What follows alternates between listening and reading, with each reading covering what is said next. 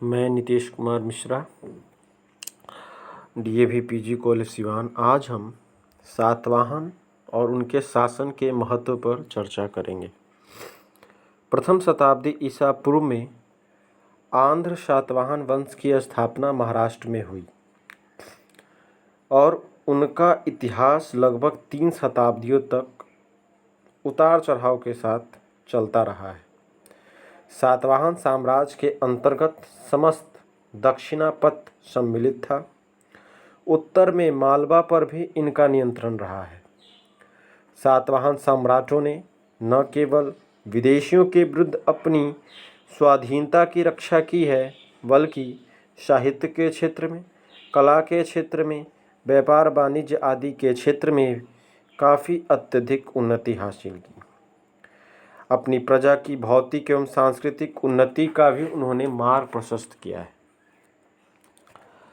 सातवाहनों के अगर साम्राज्य विस्तार की अगर हम बात करें तो हम देखते हैं कि सातवाहन वंश के संस्थापक शिमुक ने और उसके आगे सातकर्णी प्रथम के समय राज का विस्तार पश्चिमी मालवा, विदर्भ, काठियावाड़, दक्कन तक हो गया। इसी कारण सातकर्णी प्रथम को दक्षिणापथपति भी कहा जाता है। सातवाहन शक्ति अपने उत्कर्ष पर गौतमीपुत्र सातकर्णी के समय पहुंची। नासिक प्रशस्ति से एवं जोगलथम्पी से प्राप्त चांदी के सिक्कों से यह विदित हो जाता है कि गौतमीपुत्र ने शक शासन नहपान को पराजित किया तथा महाराष्ट्र एवं उसके आसपास के क्षेत्रों पर पुनः सातवाहन सत्ता की स्थापना की। यज्ञश्री अपने वंश का अंतिम शक्तिशाली राजा था। इसके पश्चात तृतीय शताब्दियों ईस्वी तक सातवाहन राज छिन्न भिन्न हो जाता है और दक्षिणी के अनेक स्थानों पर उसके छोटे छोटे राज्य अस्तित्व में आ जाते हैं, जो इक्ष्वाकु, आमिर आदि का उदय होते हुए हम देखते हैं।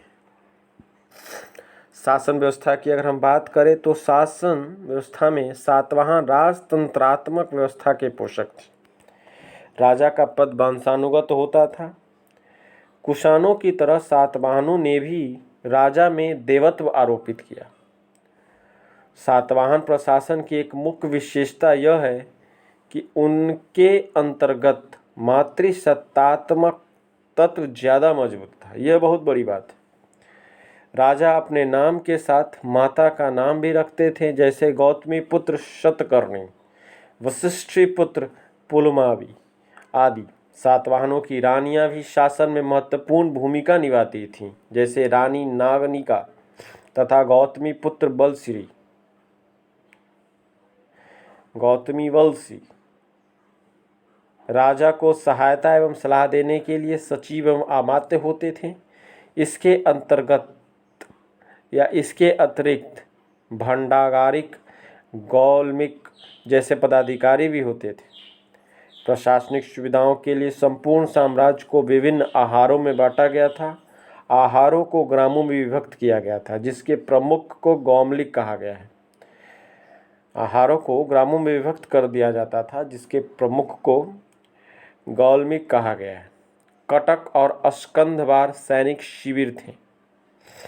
सातवाहन राजाओं ने ब्राह्मणों तथा श्रमणों को भूमि अनुदान देने की प्रथा की भी शुरुआत की है। यह भूमि अनुदान कर मुक्त था। इस भूमि में राज्याधिकारियों एवं पुलिस कर्मियों का प्रवेश वर्जित था। अतः दान प्राप्त व्यक्ति स्वायत्तता प्राप्त की गई थी।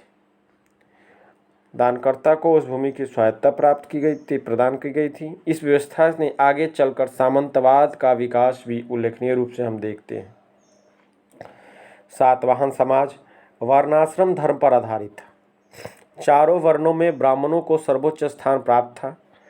सातवाहन शासक स्वयं ब्राह्मण थे। सातवाहनों ने वर्णाश्रम धर्म को स्थापित करने एवं वर्ण संकरता को रोकने का प्रयास किया है, किंतु फिर भी व्यवहार में अंतर्जातीय विवाह होते थे। पुलुमावी ने शक शासक रुद्रदामन की पुत्री से विवाह किया। इस काल के समाज की महत्वपूर्ण विशेषता शकों तथा यवनों का भारतीयकरण है। पितृसत्तात्मक समाज होने के बावजूद भी हमें सातवाहन कालीन समाज में मातृसत्तात्मकता के तत्व भी प्रबल दिखाई पड़ते हैं। इसलिए समाज में स्त्रियों की प्रतिष्ठा थी। राजाओं के साथ उनकी माताओं का नाम भी जोड़ा जाता था। रानियां भी प्रशासन में भागीदारी निभाती थीं, जो कहीं न कहीं महिलाओं के अच्छी स्थिति को भी बयां करती है। अगर आर्थिक जीवन की हम बात करें तो सातवाहन युग आर्थिक संपन्नता का युग रहा है। कृषि हो, शिल्प हो, व्यापार वाणिज्य हो, इन सभी क्षेत्रों का पूर्ण विकास हम इस युग में देखते हैं। बड़ी संख्या में नगरों का विकास होता है। शिल्पियों में विविधता देखी जाती है। मिलिंद पहन में 75 प्रकार के शिल्पियों की जिक्र की गई है। शिल्पी संघों और श्रेणियों का भी संगठन बनते हुए देखते हैं। ये श्रेणियां स्वायत्तता प्राप्त संस्थाएं थीं। विनिमय के रूप में मौद्रिक अर्थव्यवस्था पूर्ण रूप से स्थापित थी। सोना, चांदी, तांबे, सीसा आदि के सिक्के चलाए जाते थे। यानी विनिमय जो था पूर्णतः मौद्रिक सिस्टम पर आधारित थी और श्रेणियां स्वायत्त थीं। वो अपने फैसले स्वतंत्र रूप में लेती थीं। राज्य का किसी रूप में इनके कार्यों में हस्तक्षेप न के बराबर होता था। आंतरिक एवं बाह्य दोनों प्रकार के व्यापार होते थे। व्यापार जल एवं स्थल दोनों मार्गों से होते थे। देश के भीतर पैठन, टगर, धान्य कटक प्रमुख व्यापारिक केंद्र थे, तो विदेशी व्यापार रोम, मिस्र, चीन तथा पूर्वी द्वीपों के साथ होता है। रोमन के साथ व्यापार में व्यापार संतुलन सातवाहनों के पक्ष में था। भारत में मिले अनेक रोमन सिक्कों व अरिका मेंडू से प्राप्त रोमन बस्ती व्यापारिक संबंधों को प्रमाणित करते हैं। निर्यात की वस्तुओं में रेशमी कपड़े, मलमल, हीरे, मोती आदि महत्वपूर्ण थे। आयातित वस्तुओं में रोमन मंदिरा, तांबा और रांगा आदि रहा है। मानसूनी हवाओं का पता इस काल में चल चुका था। पेरिप्लस ऑफ एरिथियन सी के अज्ञातनामा की जो पुस्तक है, जिसके तहत इस प्रकार व्यापार करने में भी काफ़ी सहूलियत है और इसने व्यापार को भी काफ़ी प्रोत्साहित किया है, जिसकी बड़ी संख्या में बंदरगाह विकसित हुए। बैरीगाजा, सोपारा, कल्याण आदि सातवाहन के राज्य क्षेत्र में स्थापित बंदरगाह हैं। धार्मिक जीवन की अगर बात करें तो सातवाहनों के समय दक्षिण में ब्राह्मण धर्म की उन्नति हुई। सातवाहन अभिलेखों में इंद्र, सूर्य, वरुण आदि वैदिक देवताओं तथा अश्वमेघ एवं वाजपेयी आदि यज्ञों का उल्लेख मिलता है। गौतमी पुत्र सातकर्णी को अद्वितीय ब्राह्मण कहा गया है। वैष्णव एवं शैव धर्मों का प्रचार भी सातवाहनों के काल में हम देखते हैं। स्वयं ब्राह्मण होते हुए सातवाहन शासकों ने अन्य धर्मों के प्रति सहिष्णुता की नीति अपनाई। उन्होंने बौद्ध धर्म को भी संरक्षण दिया है। बौद्ध स्तूपों और विहारों का भी निर्माण करवाया है। भाषा अगर साहित्य की बात करें तो सातवाहन काल में प्राकृत राजभाषा के रूप में स्थापित थी। प्राकृत में अनेक ग्रंथों की रचना हुई, जैसे हाल की गाथा सप्तशती, गुणाढ़ की बृहद कथा। इस काल में संस्कृत भाषा का भी विकास हम देखते हैं। सर्ववर्मन ने कातंत्र नामक संस्कृत व्याकरण की भी रचना इसी काल में की। सर्ववर्मन का कातंत्र और प्राकृत भाषा में हाल की रचना गाथा सप्तशती और गुणाढ़ की बृहद कथा इस काल की रचना रही है। कला और स्थापत्य के क्षेत्र में देखें तो स्थापत्य के विकास के अंतर्गत अनेक स्तूप एवं चैत्यों का निर्माण किया गया है। इसमें प्रमुख है अमरावती का और जगतपेट का स्तूप। अमरावती स्तूप जो संगमरमर का प्रयोग हुआ था और संगमरमर का यह पहला स्तूप है। नासिक, कार्ले, कन्हेरी में हम सुंदर चैत्यों का निर्माण देखते हैं। कार्ले का चित्र विश्व प्रसिद्ध भी है। चैत्यों की छतों एवं दीवारों पर रंगीन चित्र भी बनाए गए हैं।